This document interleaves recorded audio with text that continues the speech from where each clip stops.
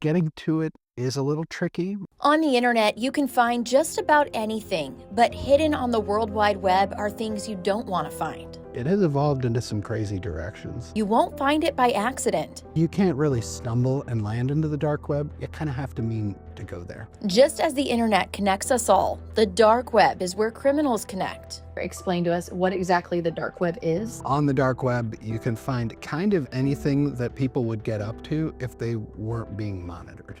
Aaron Warner is the CEO of ProCircular, a cybersecurity company based in Coralville, Iowa. He regularly accesses the dark web as part of his job to track and block cybercriminals. We do use the dark web for good in our work.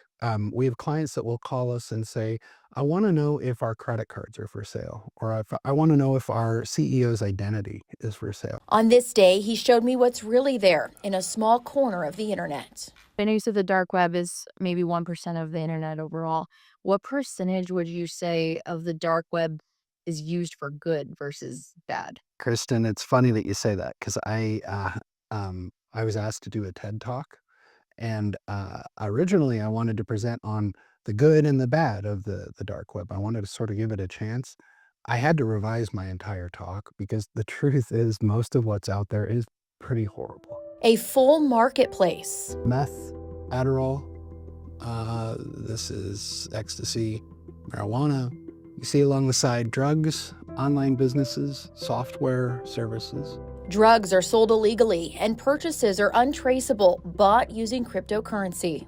So can they order meth or any of those drugs just like you would order off of Amazon and it ships to their house? They can order pretty much as if it were on Amazon. And it's not just drugs. Identities are for sale, credentials, residency documents. That's a German residency document. But some of the darkest parts of the dark web are human trafficking and child pornography. Anything to do with anything sexual or pornographic almost immediately becomes illegal. So the models become younger, that sort of thing. It gets illegal very, very quickly. There's also banking information for sale and guns that are illegal to buy, like military-grade machine guns. This ominous warning posted. He says all these firearms listed above are clean and their serial numbers have been erased. No one will be able to trace back these weapons if they're safe and used for hunting, self-defense, or, One feature that surprised me, the dark web marketplace even has reviews, with vendors rated on stealth and the quality of their products. Here's one from someone illegally buying drugs. Communication could have been better. I paid for track shipping and had to reach out to the vendor twice. Looks like a typical Amazon review, right?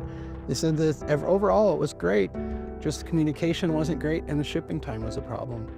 The difference is that we're talking about phenobarbital. It's being sold illegally. Cyber attacks help feed the dark web, and Warner says those are happening every day. It's less about people hacking Google than it is about somebody hitting a plumbing supply company. While on the dark web for this story, Warner says he witnessed it in real time. While I was doing this work, I watched this website get hacked.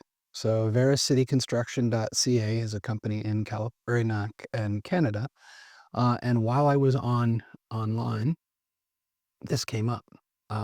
Owned by Dodds, Turkish defacer was here. He says hackers will steal information and hold companies for ransom, charging them money to get their website back.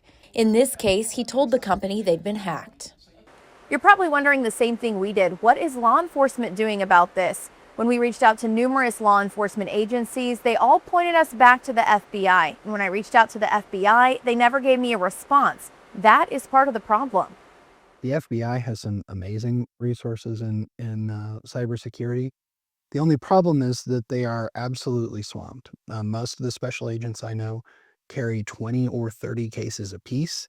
Each of those cases, cybersecurity cases, may be $1 million plus. They are very, very busy people. In short, that means you need to know how to protect yourself. Warner recommends using different passwords and keeping track of them with a password manager. And never click on links sent to you, even if they look legitimate. He says copy and paste them into a web browser instead. Or call your bank to be sure it's legit.